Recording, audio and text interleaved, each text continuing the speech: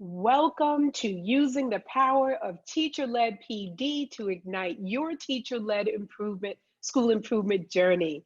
Leading for School Improvement is bringing this webinar as the first in a series of webinars around leading for school improvement, especially in schools with a high EL population. Welcome to our very first webinar. We're glad that you are coming along for the ride.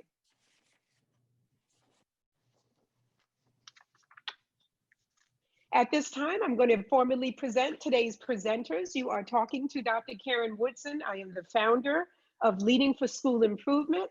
I'm also a retired principal, recently retired of a high EL impact Title I school. And I also had the joy of serving as a district-wide EL director for many years of a major school system on the East Coast. I'll ask my colleague and fellow presenter to introduce herself at this time. Okay, Dr. Woodson, it would be nice to show my picture, my screen, my video. Okay, hi everyone, thanks for coming. I am Dr. Andrea Thompson. As you see here, I'm the founder of Parents as Tutors, and I'm also a school administrator in the state of Maryland and the Maryland Outstanding Assistant Principal for 2020. It is my honor and pleasure to represent the state of Maryland. So thank you all for coming.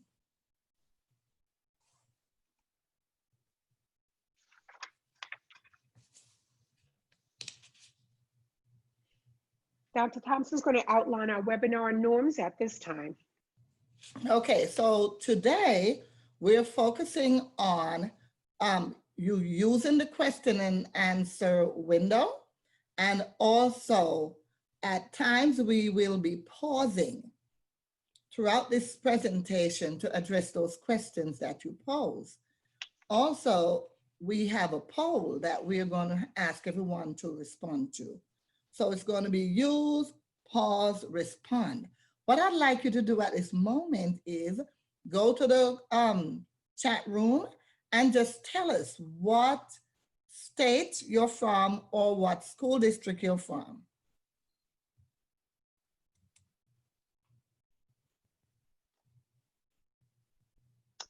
And we're looking for, I see Miss Julia Williams checking in from MCPS is in the house.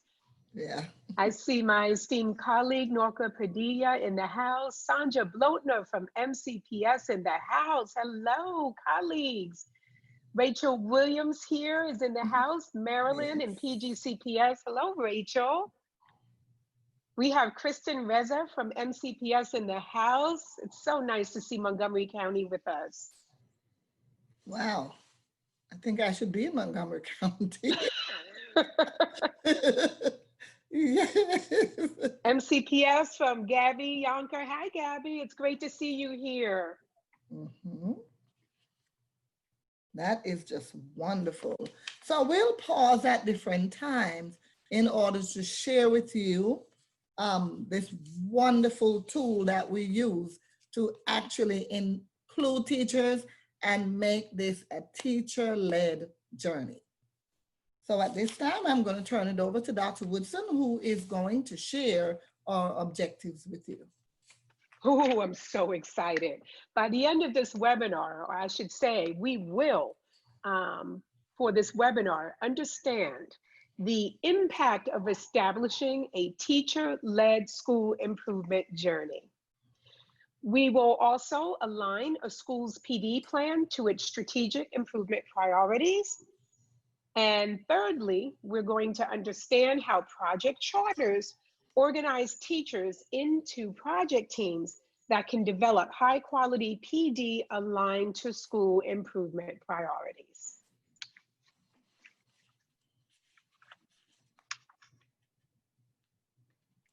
I want to talk a little bit about a teacher-led improvement journey. And this is a recipe that we've developed for actually creating a teacher-led improvement journey in a high impact EL school.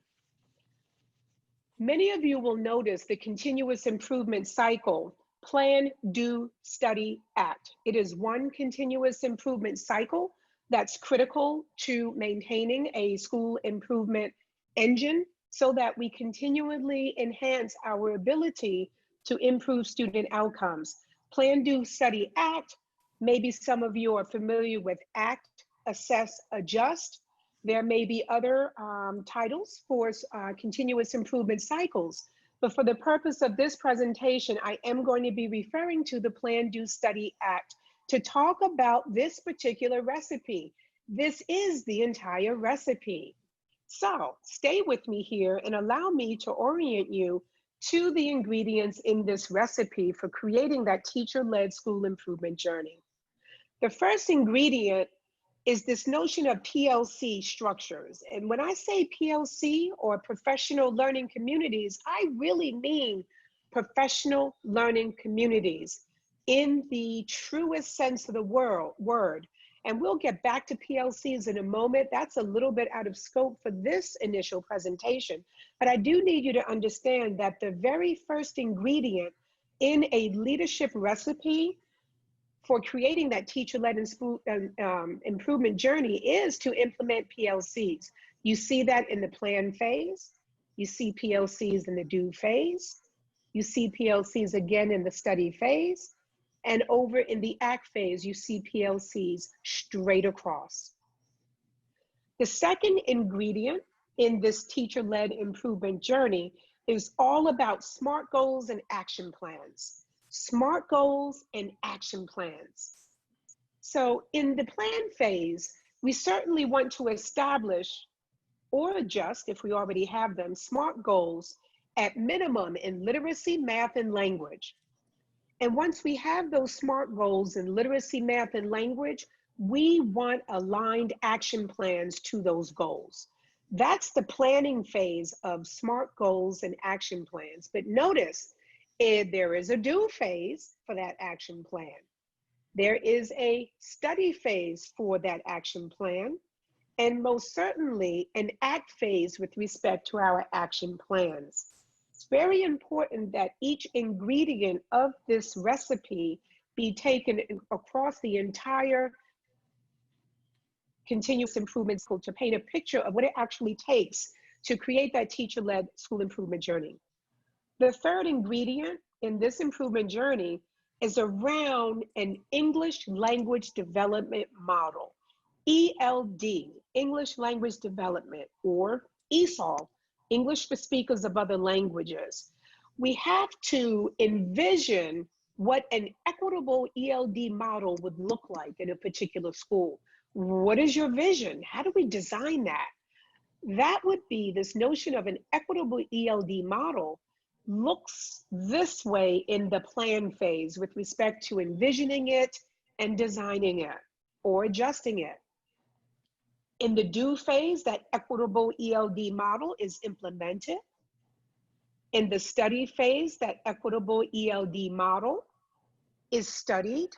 And of course, in the act phase, that ELD model is adjusted for the upcoming year. So, as was the case with the first two ingredients in this leadership recipe, i.e. PLCs, SMART goals and action plans, this third ingredient of a leadership recipe for getting that teacher-led school improvement journey going is all about an equitable ELD model.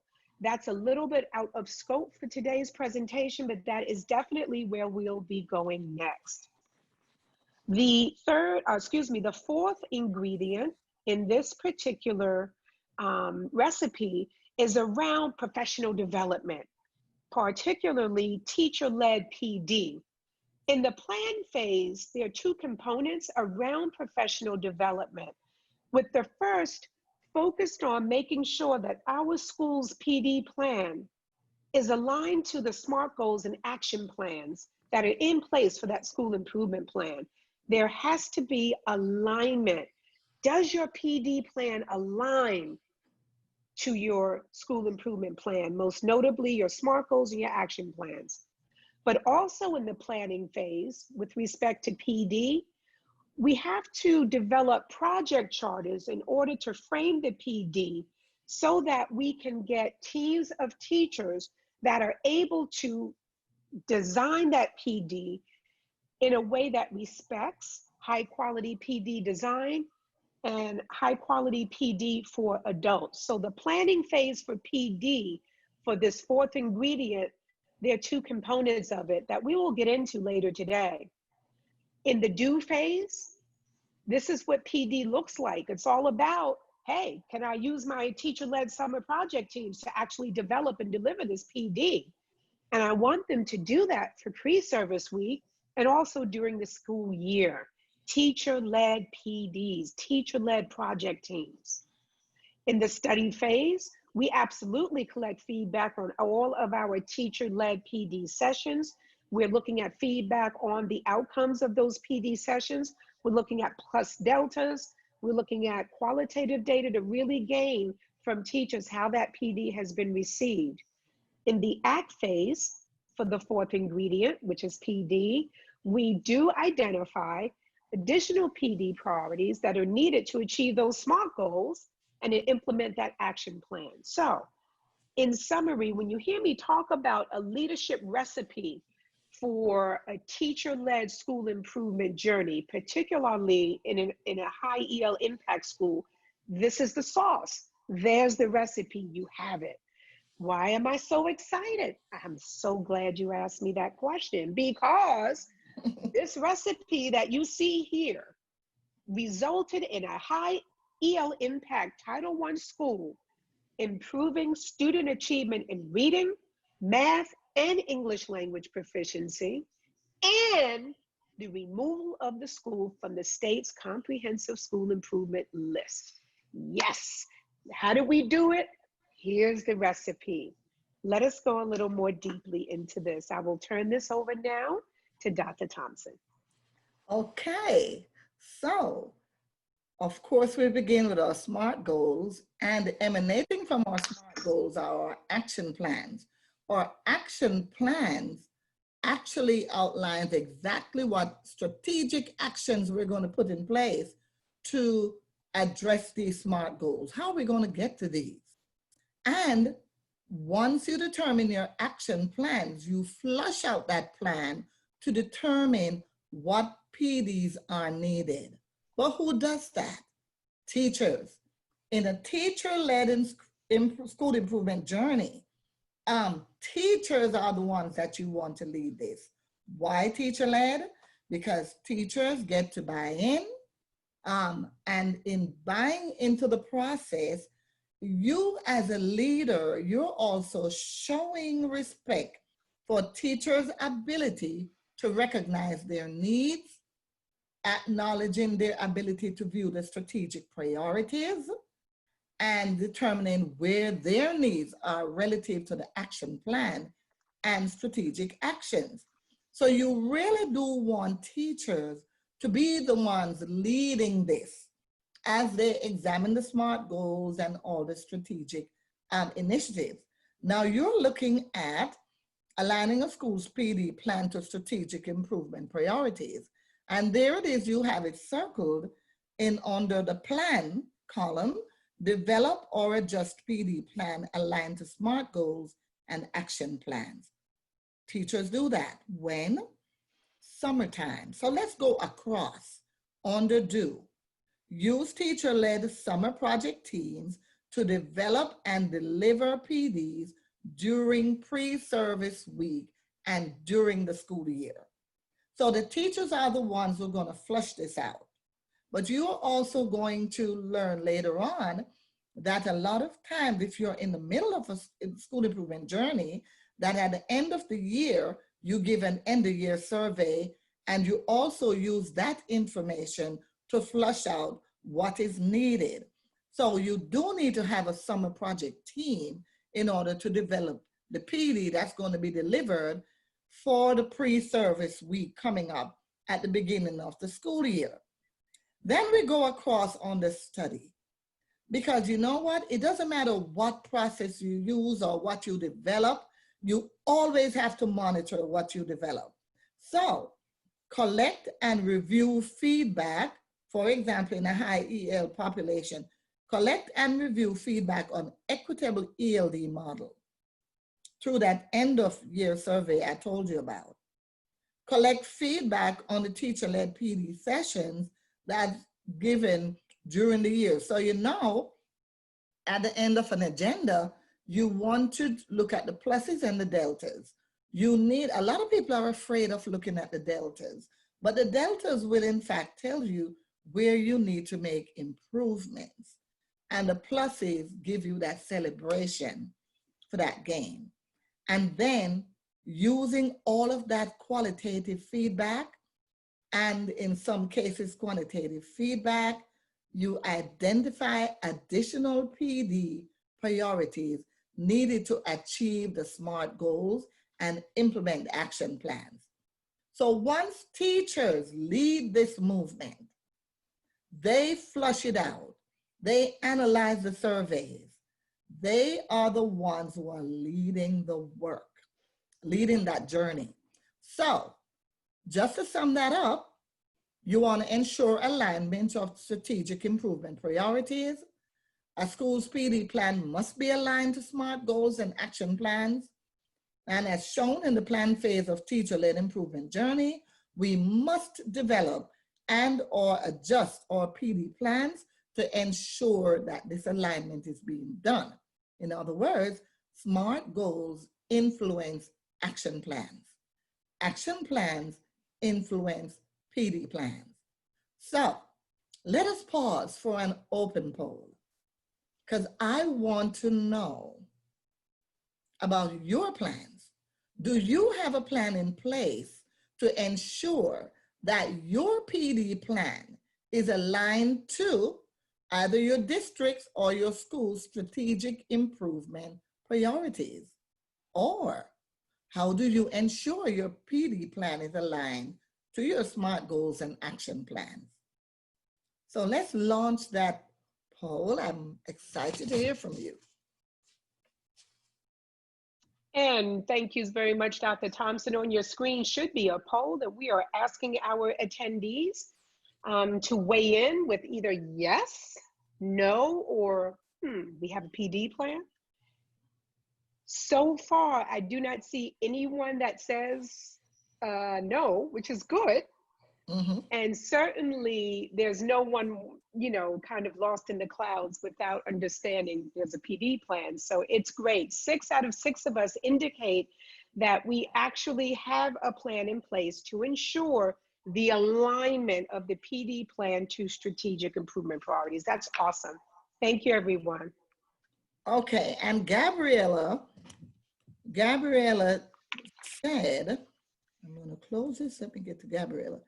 Gabriella Yonker said that the answer to the poll is yes. However, the follow-up is the plan always followed?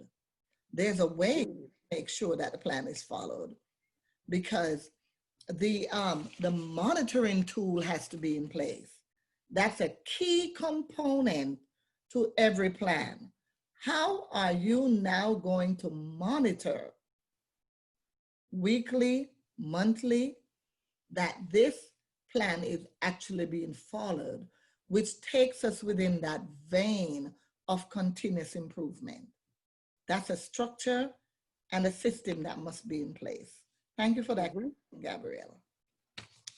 So let us move, let's get a little deeper. Let's look at part of a PD plan that we used prior. So I'm going to ask Dr. Woodson to just point along on there. You are going to get a PDF version of the presentation so that you can look more deeply at these as we go along. So here it is. What does the PD plan look like when it's aligned to SMART goals and action plan? So we have our first column, it has a SMART goal. The second column must have the focused areas, because your SMART goal is broad. So what areas are you going to actually look at in order to address those SMART goals? and they must be aligned with your school performance plan. In the third column, what will those strategic actions be? And those actions must be a part of the action plan. What are you actually going to do in order to get to those focus areas? In the fourth column, what professional learning topics do you need in order to address those actions? Teachers will tell you what they need. Your instructional lead teacher can also guide that area. So the professional learning topics that you have in your PD plan must come from the action plan, the strategic action that teachers are required to take in order to address the SMART goal. And then you also need to indicate who the audience will be. This example I'm showing you are the RELA. This is for RELA. So you also look at who will give the actual PD, who are the facilitators. You have the RELA project team members. Remember, I told you about having a group of teachers working in the summer project team. So whatever teachers you invite to be on the summer project team to help to design the actual PDs based on what the end of year survey said, based on the strategic priorities, they will actually be the facilitators at the pre-service meeting and throughout the year. And then you have to determine which meeting structure. I know for us, we had to assess a little bit because we had some trainings occurring during staff meeting at the end of the day. And then we found that that didn't work quite well for everyone. So what did we do? We did all this training, a lot of training during collaborative planning time. So pre-service week, during monthly full day collaborative planning meetings, they have some during their regular lesson planning time. So SMART goal, focus area, strategic actions, i.e. action plan, the professional learning topics emanating from that, the audience, the facilitators, which meeting structure. So here goes. So we have a SMART goal that says that on May 2021's, say for example, MCAP yearly assessment, that students are actually going to increase their scores by say 5%, coming from 50 to 55%. That's in RELA. Okay. What focus areas should we address in order to make that happen? And we did a study. The teachers told us after they looked at how can we collaborate in this ESOL model to create an equitable condition for students to learn academic language within their actual general ed courses in collaboration with the general ed and the ESOL teacher. The station rotation model was the chosen engine. And in that, it was supported by grade level and all department PLCs in order to create the equitable access. Equitable access. Every child needs to be able to access the general curriculum, regardless of their ESOL level, which means that we do not purport that they are being taught language in separation, in isolation. So the station rotation model was born, and another focus area, we focused on ELA achievement in all grade levels. We also focused on the newcomer in terms of instruction and social emotional supports. That had to be a focus area because we had many coming with many trauma type situations. Special education, we cannot forget that population. So we know we had to focus on that. So we focus on special ed, newcomers, actual ELA across the curriculum, ensuring that every child had equitable access to the general curriculum. Okay, great. So those are the focus areas in order to reach that goal for ELA. What actions will we put in place? We are going to collaborate and co-plan to create the following stations to provide that equitable access. We are actually going to focus and work on our actions will be around small group guided reading and writing stations.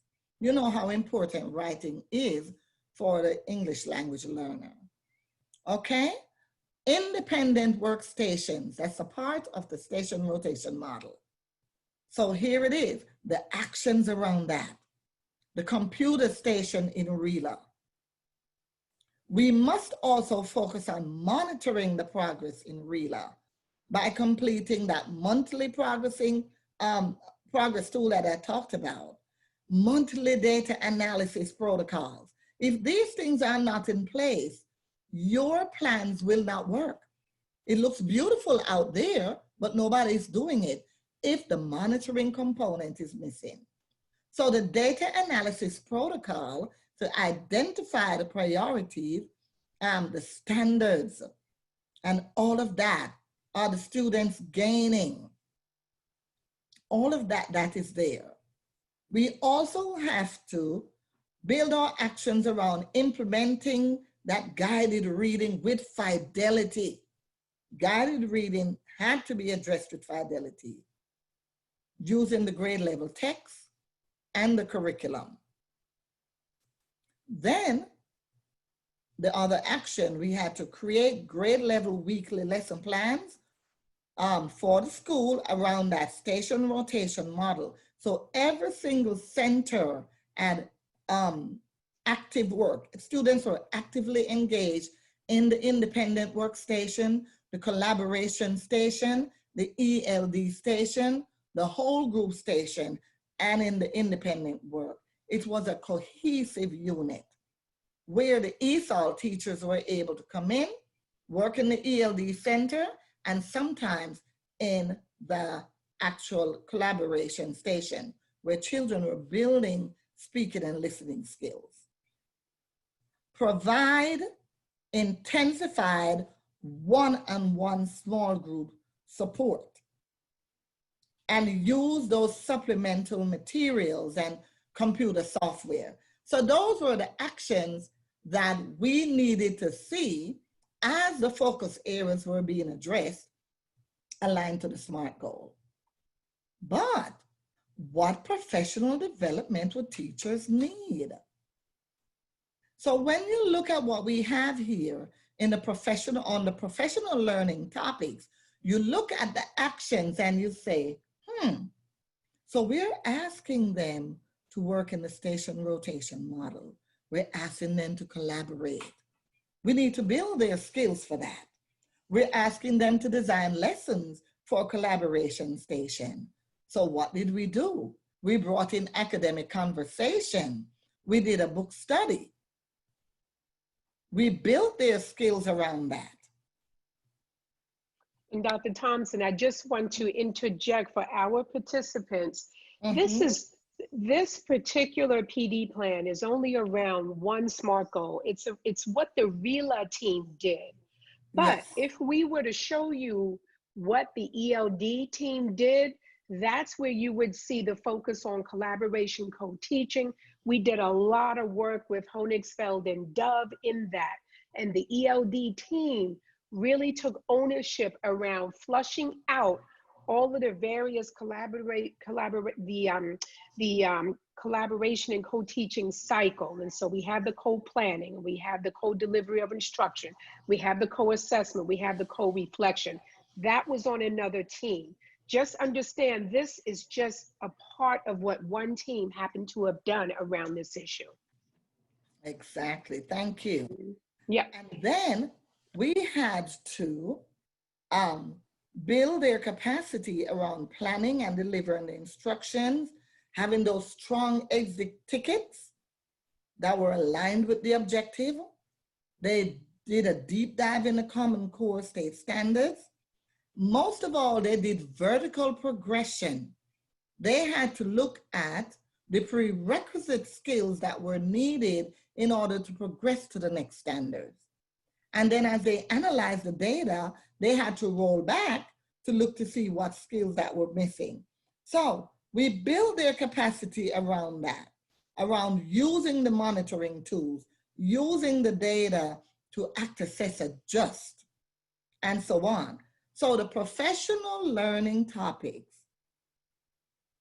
emanated directly from the strategic actions that teachers were asked to actually carry out in the action plan.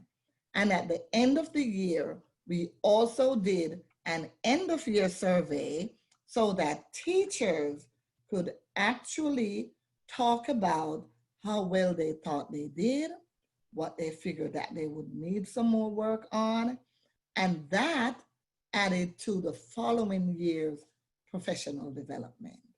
So I'm going to turn it over at this time to Dr. Woodson.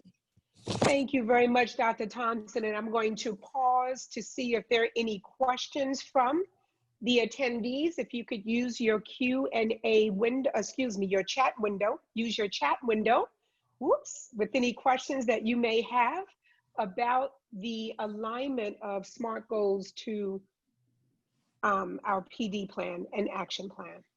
I'll take a moment.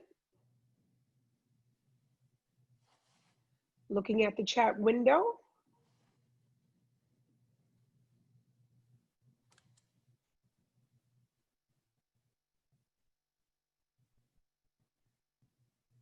One thing that I would like to say before moving forward in the presentation is this PD plan, what we did at this particular school is to flush out a PD plan for each SMART goal. So this is RELA. There's the PD plan just for RELA. If you're focusing on math, you're going to have a PD plan for mathematics. If you're focusing on English language development, you will have a PD plan for English language development. This is just a sample, but of course, a full PD plan is available by request.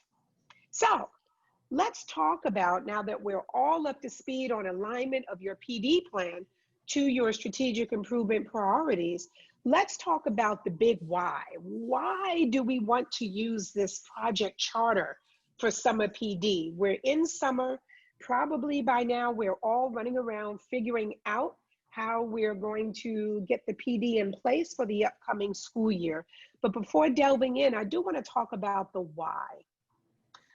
First of all, this idea of a project charter, as Dr. Thompson said, clearly empowers teachers to own the school improvement journey. A project charter will also allow us to integrate adult learning principles into the design of the professional development. And as we have said or alluded to, when the school's PD plan is aligned to your SMART goals and action plans, project charters enable your teachers to design and deliver PD that actually supports school improvement.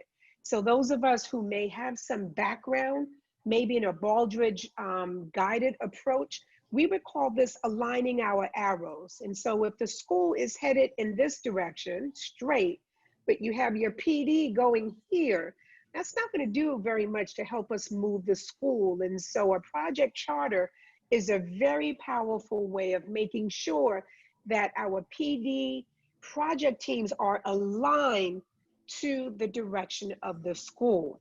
When we talk about a project charter, and I'm going to go back to that leadership recipe, I'm in this part of the recipe. We're talking about developing those project charters. And then we're talking about using teacher-led summer project teams to develop and deliver that PD. Let's dig in just a little bit. So here's a project charter. It's electronic for a reason. And so many of you looking at it, when you take a look, you'll say, oh my goodness, it's a Google Sheet. It is. It is a Google Sheet because we share it widely with teacher teams and with stakeholders so that everyone is on the same page. Here are the components of the project charter that I think we need to orient you to. Let's go to the bottom and look at the different worksheets that are in this shared sheet. Here is the RELA project team, and this is the one, since we talked about the RELA PD, let's talk about the work of the RELA project team and how we framed it. So that's what you're looking at here. But I want you to know there's a team of math teachers working on their project team. There's a team of, well, they're not only math teachers, let me back up. These teams are really eclectic. So let's look at the reading team, the RELA team. There's an ESOL teacher there for perspective. There could be a special ed teacher on that team for perspective. There's a reading resource teacher, maybe a primary teacher and an intermediate teacher. So RELA doesn't mean you only have RELA people on the project team. Yes, clearly you're going to have project team members that have expertise, but you also want to broaden the perspective of those team members so that you have others who may not be reading experts, but have critical perspective to bear on the success of the project team. Math, it's the same way. There's probably a math lead teacher there. There are going to be some primary teachers, intermediate teachers. There's going to be an ESOL teacher sitting over there on that math team. There's going to be a special educator on that math team. The ELD project team, yes, you're going to have ESOL professionals, but guess what? You've got non-ESOL professionals on this team as well for perspective. And so I could be a second grade teacher working on the ELD project team. I can be a fifth grade teacher working on the ELD project team. It worked beautifully. And then what we did was to convene a special education project team because that was a focus area that we really felt we needed to zero in on what was happening with our special education students. A little bit outside of that Align PD, we had a leadership development charter, not for teams of teachers necessarily, but by leadership development, I had to pay attention to how we were building the capacity of teachers around implementing professional learning communities with fidelity. That was really important. It's a little bit out of scope for this presentation, but I want you to understand conceptually how each of these teams has a project charter that frames the work. I also included a tab for those of us who are budget conscious. Yes, you do have to cost it out. And so in the template for project charters, there's a very cool way of figuring out how much all of this would cost to bring in teams of teachers that's here. And then we also sketch out what pre-service week might look like insofar as which elements of the project charter would actually manifest themselves in pre-service week. But I'll get to that in a moment.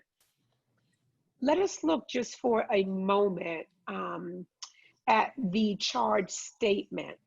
And I want to thank you, Sandra is heading to another meeting. I'm so glad you can attend. She loves it. She's heading to another meeting. And Ms. Lotner, appreciate you. We'll make sure that you get that recording.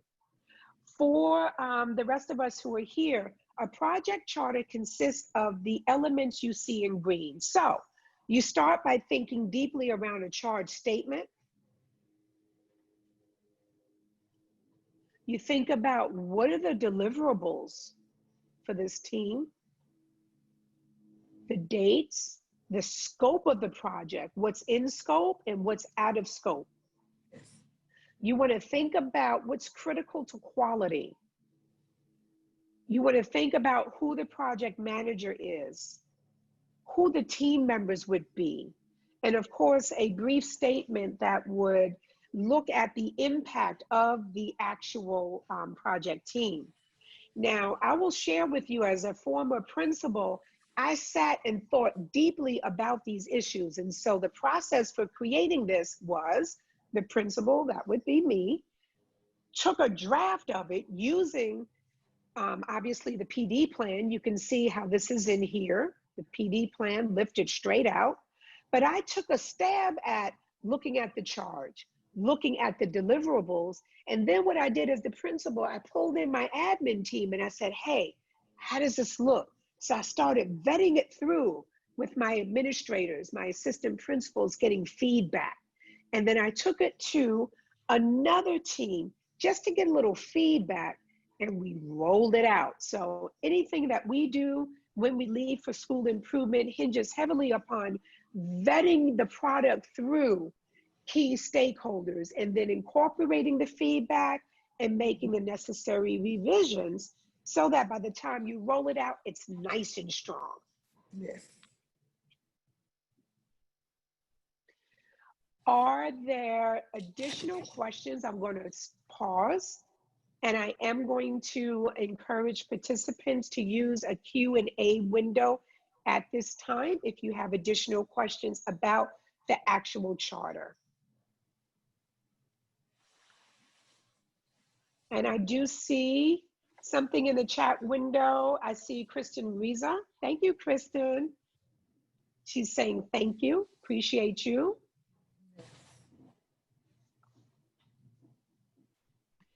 And again, so let's move to incorporating the principles of adult learning and high quality PD. So let us summarize.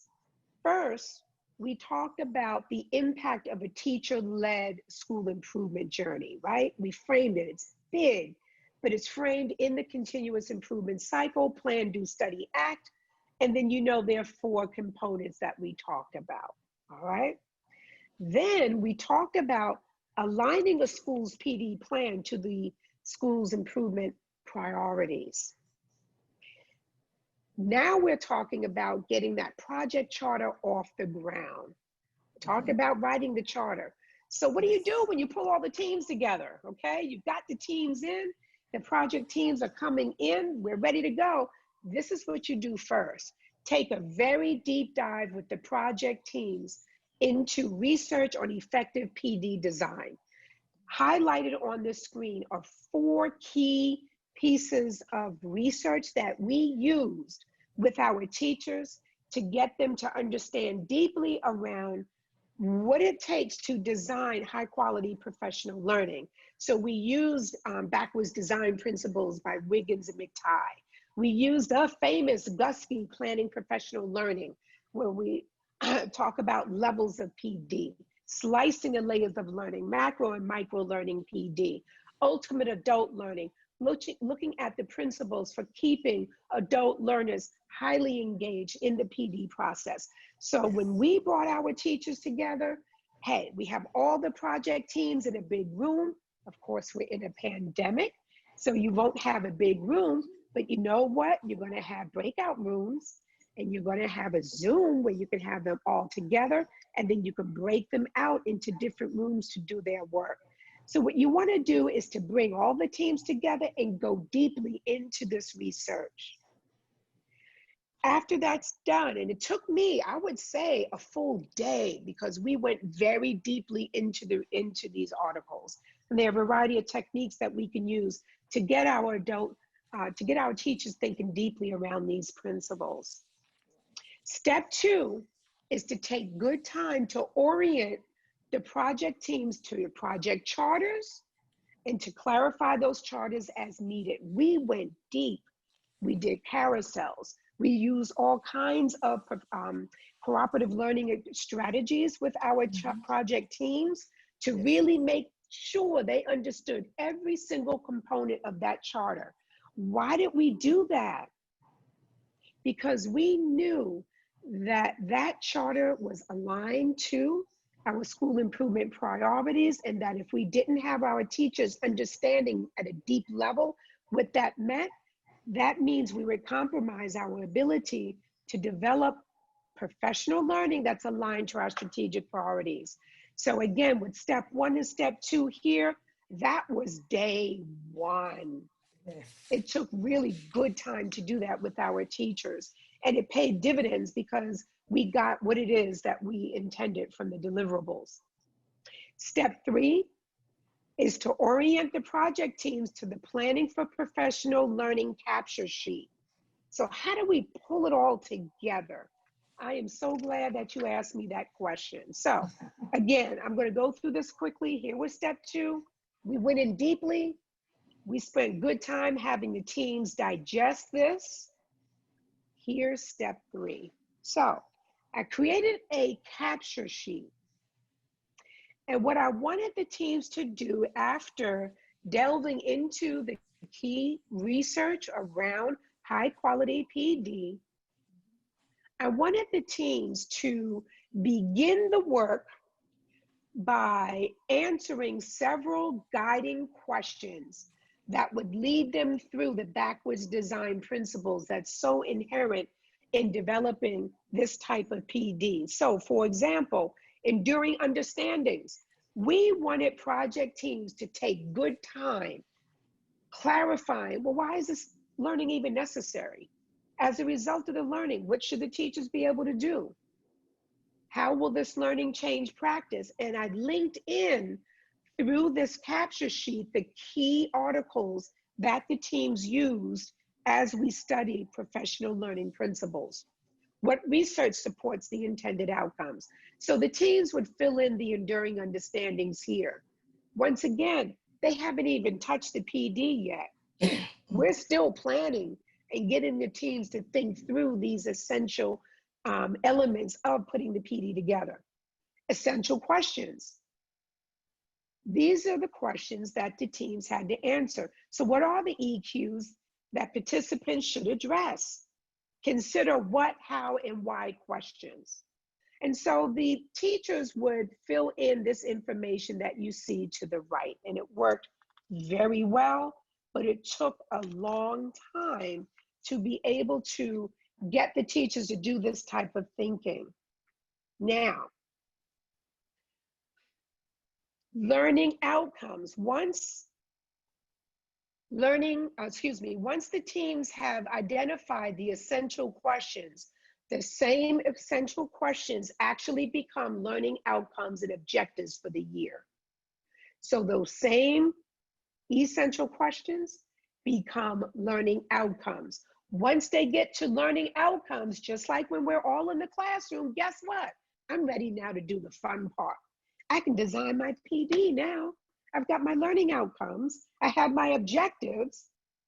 If I've gone through the process, my learning outcomes and my objectives for this PD is completely aligned to the school's professional development plan, which is aligned to our action plans, which is aligned to my SMART goals. I should have perfect alignment.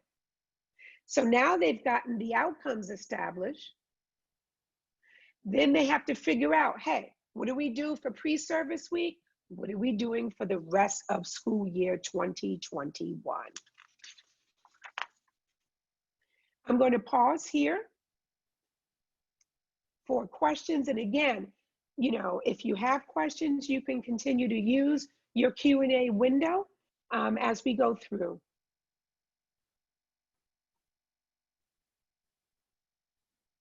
Whoops. Okay. A little trouble. There we go. We'll take questions. I do not see questions in the Q&A or in the chat window at this time. So we are at the time of the school year where it's all about PD. Yes, we know it's distance learning. Yes, we know what are we going to do around making sure that our teachers are nurtured from the social emotional point of view. We're in this pandemic, there's so many priorities right now. However, I have heard our associate superintendent say many times, it only matters what's on paper. It only matters what's on paper. The accountability is not going away. We still have to put our schools on a path to school improvement. We still have to make sure that we improve outcomes for children. We don't get a pass because we're in a pandemic. We don't get a pass because we're in distance learning. Yes, the unthinkable happened, and our state high stakes assessments were canceled this year. Don't bank on it another time. We still have to produce. So, having said that, I am hopeful that this webinar has given you a little bit of information, or at least starting the creative juices flowing for how it is we can organize our work to get teachers ready to deliver PD. And I have to tell you, our teachers were thrilled, and they completely bought into teacher-led professional learning. And they knew that when we focus on improving the people, we focus on improving the school. Many of you may recognize that concept from the seminal research, Leading for Learning. That is the Dufour and Marzano seminal research on how we lead schools to impact student achievement. So, what's next, you may ask? What is next in this big adventure? Well, in the LFI webinar series, we're going to get into the mystery around ESOL, English for Speakers of Other Languages. Like, what are your ESOL teachers doing? Do we know what our ESOL teachers are doing, and how we can actually use them to create equitable conditions for all students to learn grade level content and academic English at the same time? Every school's answer to that question will differ.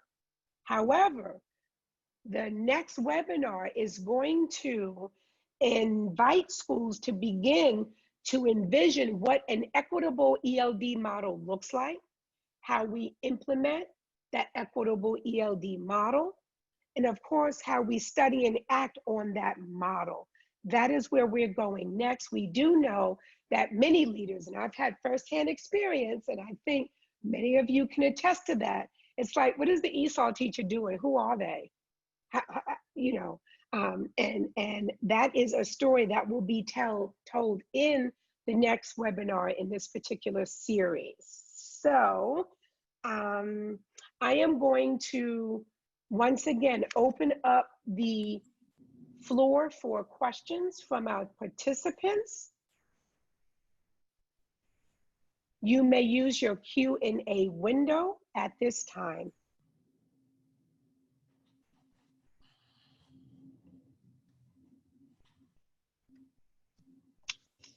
And as you're thinking about questions, we still have lots of time. I'm just going to continue to provide a little bit of information about Leading for School Improvement. This is a brand new endeavor.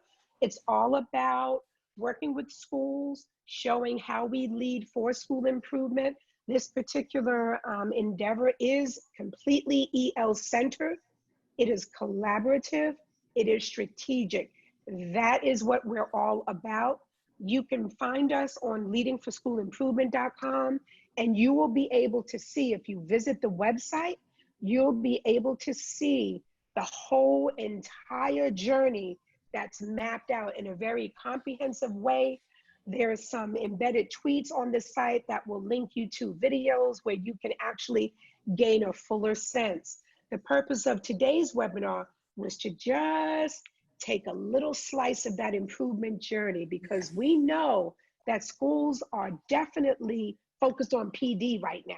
Mm-hmm. And it's like, okay, maybe you want to think a little bit differently around how we approach PD. Dr. Thompson, before I thank everyone for participating, my esteemed colleague, do you have additional information to share, additional perspective?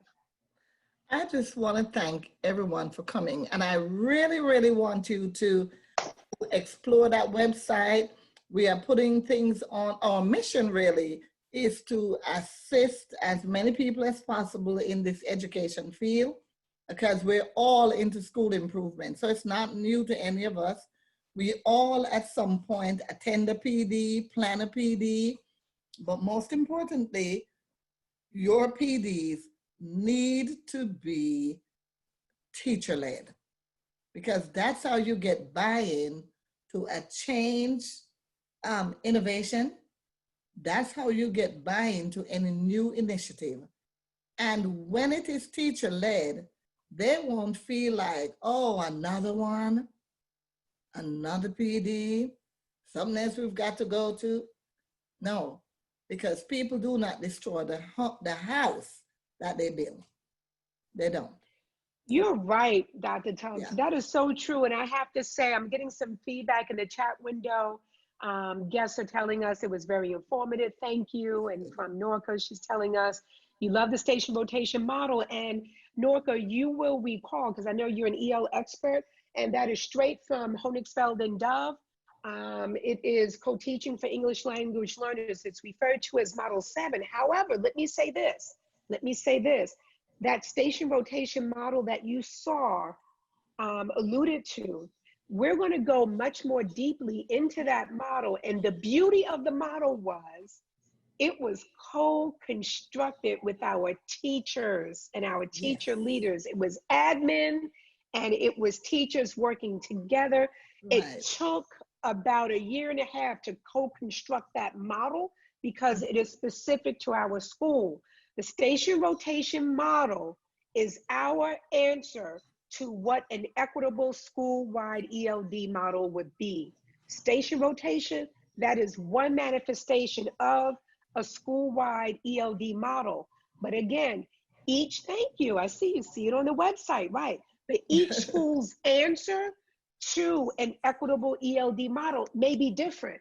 It's more about the process. How did we get to the point where we develop this equitable ELD model? And that's where we're going next.